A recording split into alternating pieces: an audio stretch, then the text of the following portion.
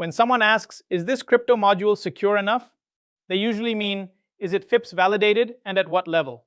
In this topic, we'll unpack what FIPS of 140 actually requires, what the security levels mean, and how that validation shapes real-world HSM choices. eIDAS and FIPS 140 solve different parts of the trust puzzle.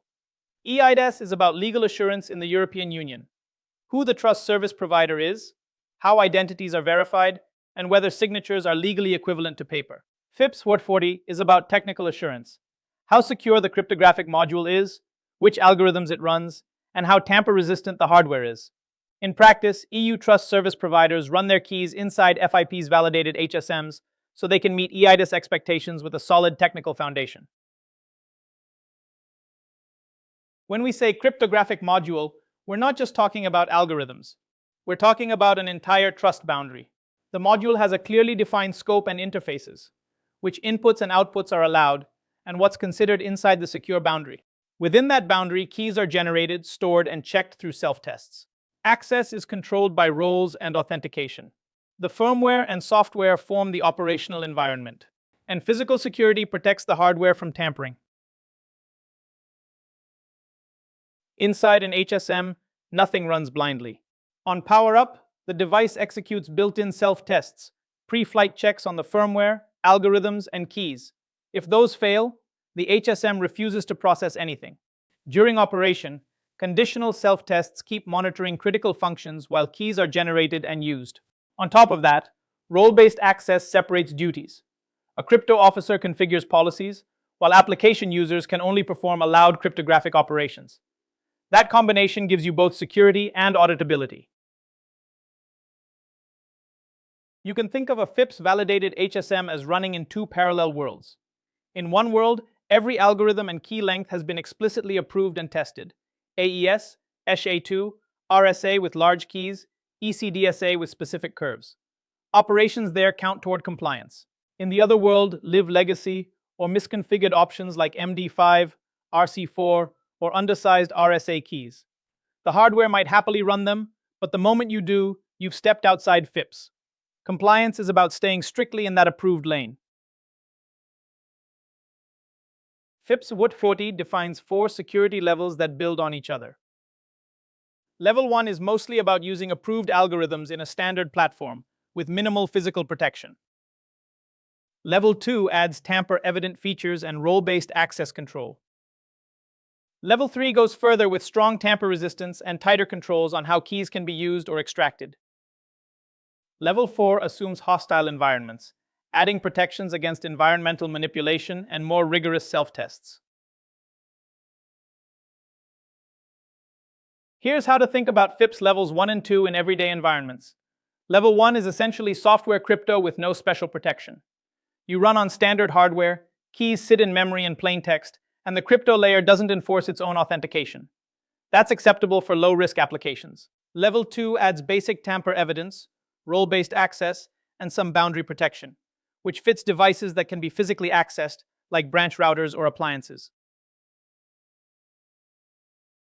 Choosing between FIPS Level 3 and Level 4 comes down to threat model and business case. Level 3 already gives strong protection, tamper-resistant hardware, keys that never leave in plain text, and authenticated identified operators. That's usually enough for PKI, eIDAS QTSPs, and payment HSMs. Level 4 adds protection against sophisticated environmental attacks and pushes authentication and isolation even further, which is why it's reserved for defense-grade and critical infrastructure systems. At FIPS levels 3 and 4, the HSM's job is to notice tampering and then lose its memory fast enough that the attacker gets nothing. Sensors constantly watch for abnormal temperature, voltage, or physical intrusion. If anything crosses those thresholds, the module doesn't try to fight the attacker. It simply destroys the prize. That's zeroization. Every plaintext key in volatile storage is overwritten immediately, turning a valuable cryptographic device into a useless brick from an attacker's perspective. Vendors love to say their products are FIPS capable, but compliance depends on details. FIPS validation is tied to a very specific combination: hardware model plus exact firmware version. If you upgrade firmware beyond what the certificate lists, you're technically outside the validated configuration. There's another catch. Many HSMs ship with both approved and non-approved algorithms enabled. Unless an administrator explicitly turns on FIPS approved mode and disables everything else, you're not operating as FIPS validated even if the sticker on the box says you are. For FIPS, compliance is not a general property of the HSM brand. It belongs to a very specific configuration. You need the exact hardware model, running an exact firmware version, configured to use only FIPS approved algorithms and modes. That combination is what gives you a legally defensible, FIPS validated state. If you change any element, like applying a firmware patch or enabling a non-approved mode, you've changed the module, and you must assume the validation no longer applies.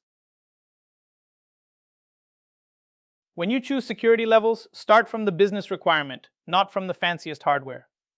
If you're running an eIDAS qualified trust service or other high-value PKI, you're firmly in level 3 or 4 territory, dedicated HSMs with strict physical and logical controls. If keys live in hardware that staff can physically access, but assurance needs are moderate, level 2 tamper-evident devices are usually enough. For software-only encryption in a well-protected cloud, FIPS level 1 libraries are typically appropriate. Once your HSM environment is validated, the main job is not to break it. First, lock it down. Require strong identity-based authentication and remove legacy or non-approved features so they can't be accidentally re-enabled. Next, monitor continuously. Feed HSM audit logs into your SIM and alert on tamper events, failed self-tests, and configuration changes. Finally, audit regularly. Confirm firmware and settings still match the FIPS security policy before installing patches or enabling new options. Think of FIPS 100 feet as the global technical baseline your designs must sit on. Its security levels give you a gradient of trust, from simple software modules to hardened, tamper-responsive HSMs.